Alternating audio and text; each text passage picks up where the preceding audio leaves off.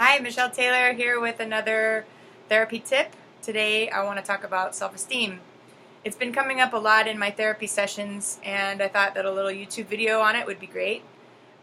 So let's go. First thing I want to do is go through the first couple of things that come up about self-esteem online, because the first question I ask people when I'm working with them is, what is self-esteem? How do you define it? And a lot of times it draws a blank. You have to have your own definition of what self-esteem is, otherwise your goal of reaching self-esteem kind of is endless. You're not really reaching a goal. So the first things that come up, we have confidence in one's own self-worth or abilities, self-respect. The next thing that came up, self-regard. And the last one that I really like is Wikipedia. I like the way that they phrase this, is self-esteem reflects an individual's overall subjective emotional evaluation. Subjective emotional evaluation.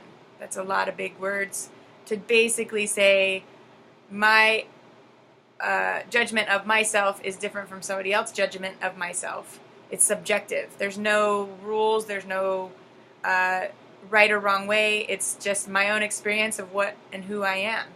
So self-esteem is something that I am evaluating my own self for me, and somebody else might evaluate me totally different.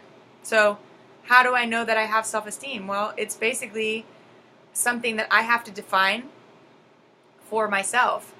And in my own life, I prefer to look at it from a growth perspective, a growth mentality, which is, what can I learn from this moment? So if I have a moment of doubt or not being confident in myself, then I need to ask myself, what is this trying to teach me? Not this is good or this is bad, because that's judgment. And judgment is subjective. It's something that is different for everyone.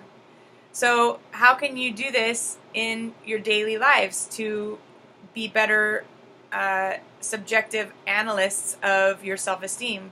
Well, whenever you have a feeling of self-doubt, ask yourself, instead of, oh, I'm so bad at this, or I suck at this, or my life is terrible, ask yourself, what is this trying to teach me, and how can I grow from this moment? That is how you start gaining confidence in the ability to rise above, in the ability to become better. That will create self-esteem, not judging yourself more. That creates low self-esteem.